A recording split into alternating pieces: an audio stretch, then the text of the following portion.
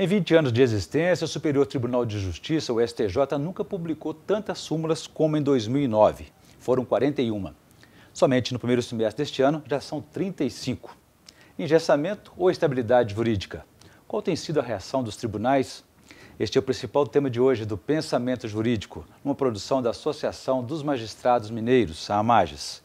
Para falar sobre o assunto, nós vamos conversar com o juiz Sérgio Henrique Cordeiro Caldas Fernandes, que é auxiliar da 5ª Vara de Fazenda Estadual da comarca de Belo Horizonte. Ele é magistrado há 13 anos e já passou por 5 comarcas: Ipatinga, Salinas, Passos, Montes Claros e agora Belo Horizonte.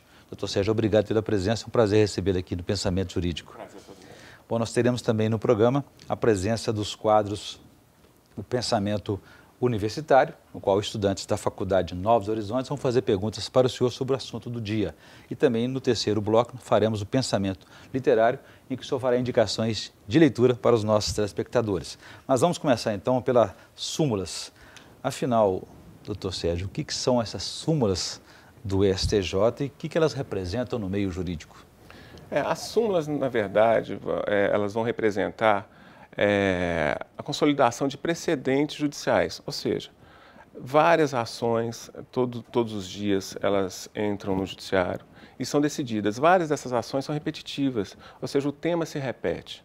A partir de então, os tribunais superiores, eles formulam uma súmula em razão de uma tese jurídica, né? Uma tese geral, e essa súmula ela serve de orientação, que pode ser, no caso, pode ser persuasiva, né? Ou mesmo uma súmula vinculante, pode ser obrigatória, uma orientação para os demais magistrados, para que não haja uma divergência muito grande entre as decisões. Exatamente. Então, pacifica o assunto. Agora, o senhor falou sobre vinculação.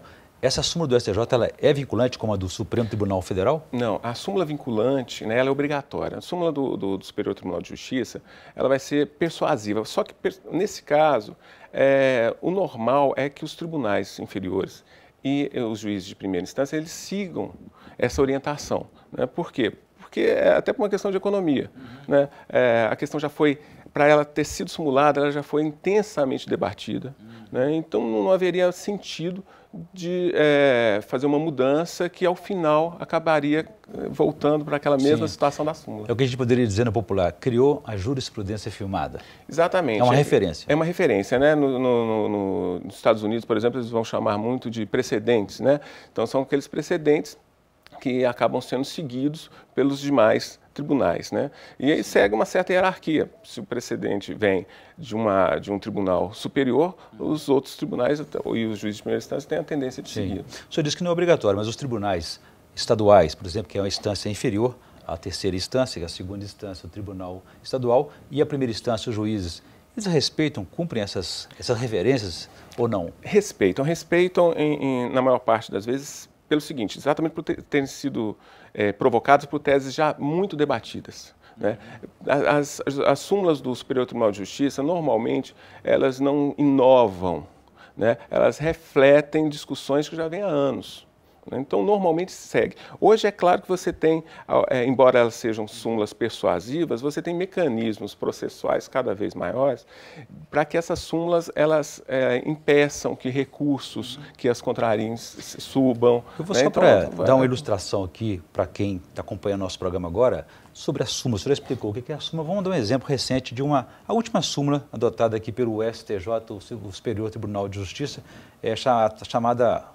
Aliás, ela foi numerada por 449, ganhou esse número, e ela trata o seguinte: vaga de garagem com registro próprio pode ser penhorada. O que significa isso? Esse enunciado da súmula, ele reflete uma decisões do Superior Tribunal de Justiça, né, que são decisões dos outros tribunais que já vêm há muito tempo. Né? É comum, né, em condomínios, você ter uma vaga de garagem que ela está registrada de forma autônoma.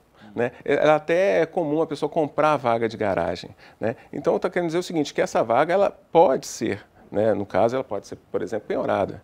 Né? Então, ela não estaria ligada totalmente à questão da unidade habitacional. Os bens da família também não, porque isso é impenhorável, não? O que é impenhorável é o bem de família, ou seja, a casa de morada da pessoa. Né? Nesse caso, ela tem registro próprio, essa vaga da garagem. Tanto é que ela é utilizada você pode alugá-la, etc. Então, nesse caso, ela está destacada, então ela pode ser penhorada. Sim. Eu falei há pouco, abrindo o programa, que o STJ nunca publicou tantas súmulas como foi no ano passado. A que o senhor atribui esse excessivo, esse alto número de súmulas do STJ? O STJ ele está agora, né, não só o STJ, como o Supremo Tribunal Federal também, em uma situação de diminuição do número de processos que está acontecendo. Ou seja, você tem uma avalanche, após a Constituição de 88, houve uma avalanche de processos. As pessoas começaram a ter mais liberdade para ajuizar ações, para solicitar seus direitos perante o judiciário, e esse número de ações tão grande, ele acabou provocando uma balbúrdia. Ficou impossível para os tribunais superiores trabalharem com esse volume de processo. Na medida que você vai sumulando situações, você vai diminuindo. Por quê? Porque os outros tribunais vão acabar julgando naquele sentido e a divergência vai diminuir e não vai chegar tanto aos tribunais superiores. Pode até evitar uma ação. Pode até evitar uma ação. Aliás, a súmula, ela deveria ter, a súmula vinculante ela tem, mas é uma consequência, deveria ter uma consequência muito forte perante o Estado. Ou seja, o Estado, através de seus vários órgãos e entidades, ele é um dos maiores demandantes da justiça. Na medida que ele fizesse súmulas administrativas, ou seja, ele aceitasse as decisões judiciais já pacificadas e resolvesse os problemas internamente, o número de processos ia diminuir muito. Quer dizer, a carga processual, a morosidade e o ritmo, a produção do judiciário aumentaria mais. É claro, porque a crítica ao judiciário é a morosidade. Agora, a proporção de juiz, habitante e número de processos no Brasil, ela é ímpar, não existe em lugar nenhum do mundo. Isso em razão de quê? Do número de processos que estão cada vez chegando à justiça.